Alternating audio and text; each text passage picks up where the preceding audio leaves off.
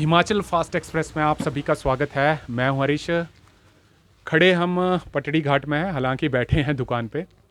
और यहाँ पर स्थिति का जो है सरका घाट की, हर गांव की और जहाँ भी राहत शिविर हैं उनकी स्थिति का जायज़ा ज़रूर लिया जाएगा। हालांकि हम अभी स्कूल में ही जा रहे थे, परंतु भारी बारिश पड़ गई तो हम यहाँ पर दुकान में बैठ गए।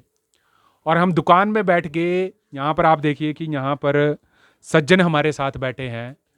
मीडिया में आपने काफ़ी ज़्यादा देखे होंगे, पटड़ी घाट से अलग अलग चीज़ें आई, मीडिया में रिपोर्टें भी काफ़ी चली, नेताओं का दौर भी काफ़ी चला, समाज सेवकों का भी दौर काफ़ी चला। परंतु बात यहाँ पर यही आती है कि जो दिक्कत है उसका समाधान जो है अभी तक भी लोगों की मन में जो है वो आस है। सरकारें कह रही हैं कि देखिए जो जिनके घर ख़त्म हो गए वो रेंट पे सहारा लें। हम मार्च तक जो है, मार्च तक की नोटिफिकेशन निकाली है, परंतु गांव में भी लोगों का जिस हिसाब से मकान बनाए होते हैं वो रहने को इस हिसाब से होते हैं कि रेंट पे नहीं निकाल सकते। रेड जोन को घोषित करने की यहाँ पर एक मुहिम जो थी, यहाँ के गांववासी जो थे वो कल मंडी में गए। ज़रूर हमारे साथ ये भाई साहब बैठे हैं।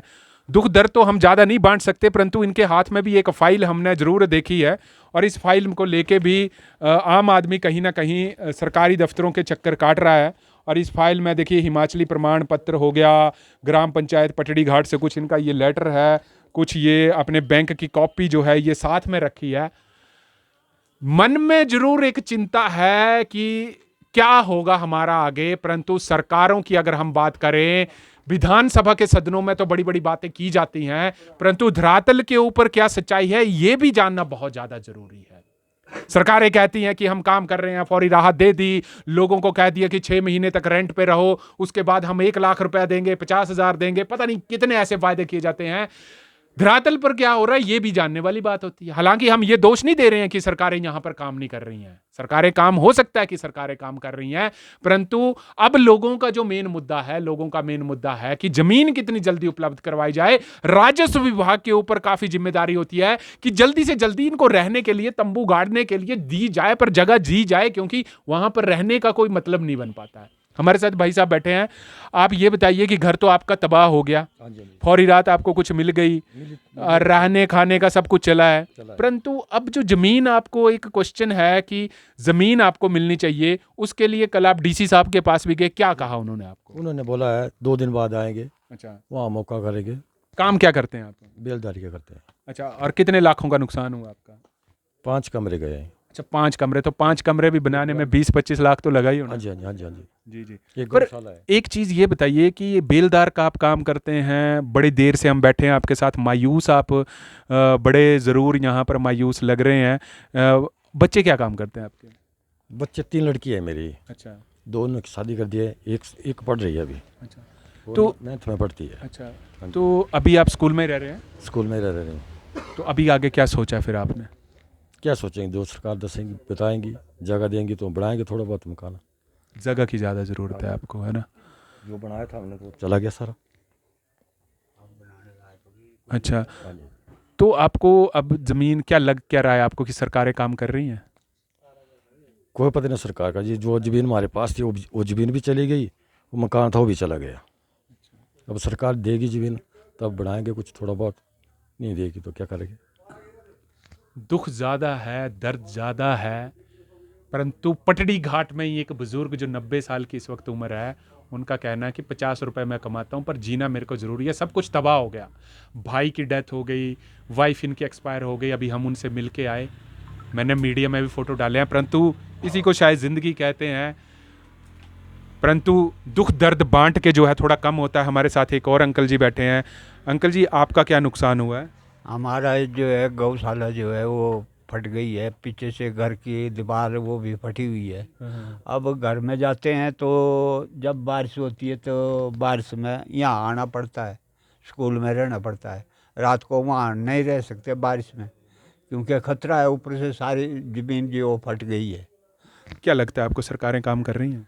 सरकारें तो आश्वासन तो दे रही हैं, सरकारें क्या ऐसा करेंगे, 3-3 में जगह देंगे, अच्छी जगह कहीं मुहैया कराएंगे, तो अभी तक कुछ नहीं उसका हुआ।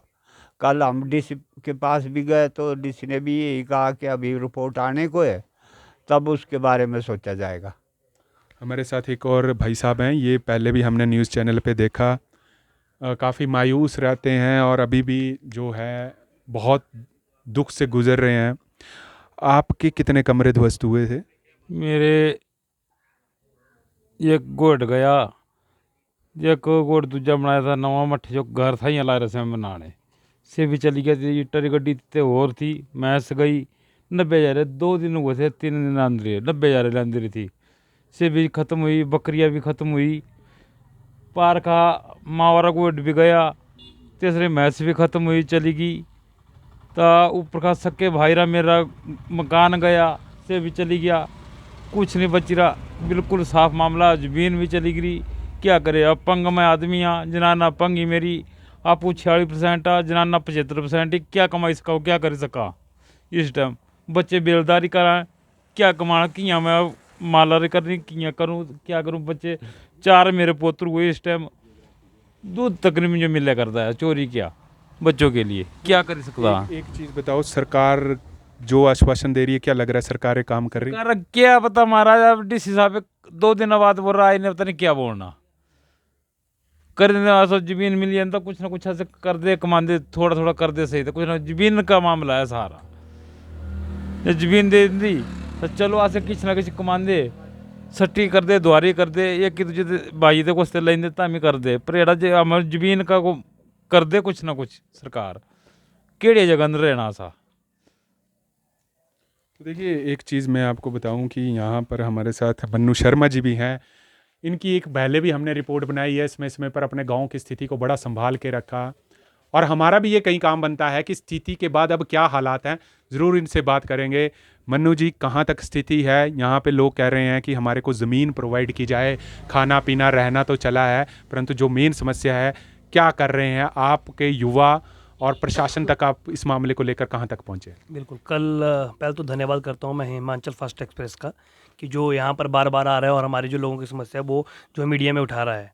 तो यहाँ पर सबसे बड़ी जो मतलब कल तो हम पहले ऐसा है कि यहाँ पर जो लोग हैं वो लगभग 14 परिवार ऐसे हैं कि जिनके घर चले गए हैं इस पंचायत में। सारे 19 हैं, लेकिन जुआड़ी गांव में 14 हैं जो चले गए इनके घर।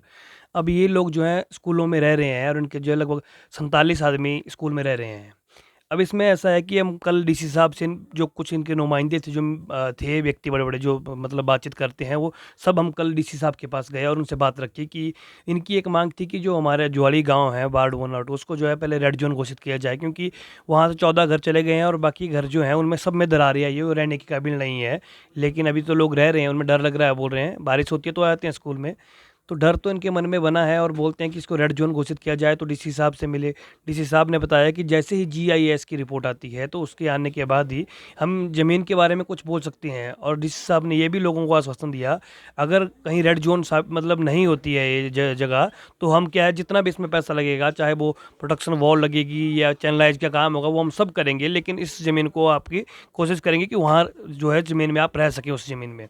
अगर वो सही नहीं होगी तो हम आपको सरकार से जो जैसे होगे नॉर्मल एंड कंडीशन उस हिसाब से आपको ज़मीन देंगे।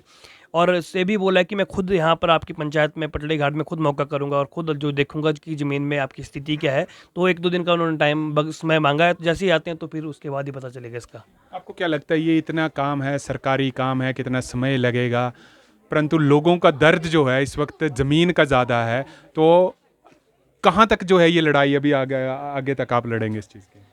जी। अब सर हम तो ऐसा है कि जब तक इनको कुछ हमारा सबका मकसद ये है कि इनको ज़मीन मिले। इनका लोगों का भी यही है कि हम कब तक स्कूल में रहें, कब तक इन बच्चों की पढ़ाई को डिस्टर्ब करें। हमें इनको भी दुख हो रहा है कि हम जो है बच्चों के साथ में यहाँ मतलब बच्चे हम सारे तंग हो, जैसे बारिश हो रही थी आज, तो अब कमरे इनको मिले तो बैठने के लिए दिक्कत है बच्चों को। अब वो सभी को पता है कि अब दिक्कत है, तो ये सब बाहर निकल गए, अभी चलो बच्चे बैठ जाएंगे तो ठीक रहेगा। अब समस्या तो आ रही है बहुत, अब देखते हैं कि क्या, अब जब तक हम खड़े हैं सब ये बोल रहे हैं कि हम सब एक हैं और मिल के काम करेंगे। अब जब तक हमें इस प्रशासन से मांग कर रहे हैं, लगातार करते रहेंगे, जब तक इनको ज़मीन नहीं मिलती तब तक हम बिल्कुल इनके साथ चलें, कंधे से कंधा मिलाकर। धन्यवाद आपका। ये चीज़ जो है अब कब तक सरकारें इसके ऊपर करेंगे, क्योंकि ज़मीन का जो मुद्दा है लोगों को रहने के लिए वो कहीं ना कहीं ज़्यादा है। देखने वाली बात होगी कि कब तक सरकारें इसको आगे तक ले जाती हैं। तब तक आप जुड़े रहिए हरीश वर्मा के साथ, हिमाचल फास्ट एक्सप्रेस।